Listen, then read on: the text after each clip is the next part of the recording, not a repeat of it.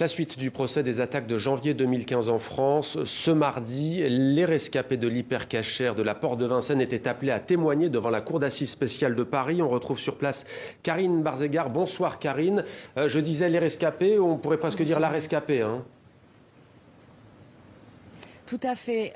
Parmi les rescapés, on va dire les ex-otages de l'hypercachère, peu ont souhaité témoigner à la barre. Il faut dire que nombre d'entre eux se sont rendus en Israël pour y vivre après le drame. C'est le cas de Zari Siboni, 28 ans, qui était caissière à l'hypercachère à l'époque des faits. Seulement elle a tenu à revenir en France pour témoigner devant la cour d'assises aujourd'hui. Elle a pu ainsi raconter comment ce vendredi 9 janvier 2015, un Mehdi Koulibaly est entré vers 13 h dans l'hypercachère armé de fusils, de balles et de dynamite, et comment en l'espace de 16 minutes, il a tué 4 hommes, tous juifs. On l'écoute au micro de nos confrères de l'AFP. Pendant toute la prise d'otage, j'ai essayé de ne pas faire cas de ces gémissements, des corps autour de nous, des corps que moi je devais enjamber à chaque fois qu'il me demandait quelque chose pour pouvoir circuler dans le magasin. L'odeur, cette odeur de poudre, de fer, du sang qui a coagulé.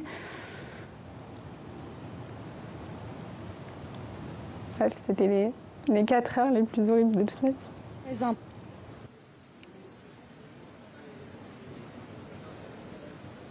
C'était un témoignage très important.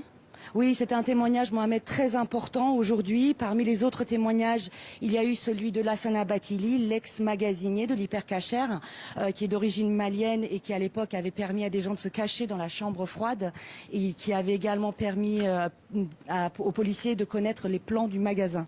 Il y a eu aussi beaucoup de témoignages des proches des victimes, des familles des victimes, dont par exemple celui du père de Yoav Attab, ce jeune de 21 ans qui avait essayé de s'emparer d'une des armes de Koulibaly et qui avait été exécuté dans la foulée.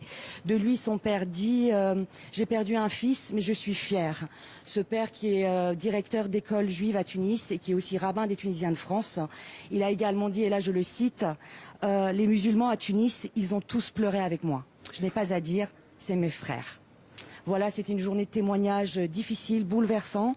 Le procès se poursuit cette semaine avec des auditions très attendues, les auditions des mentors des frères Kouachi et d'Amidi Koulibaly.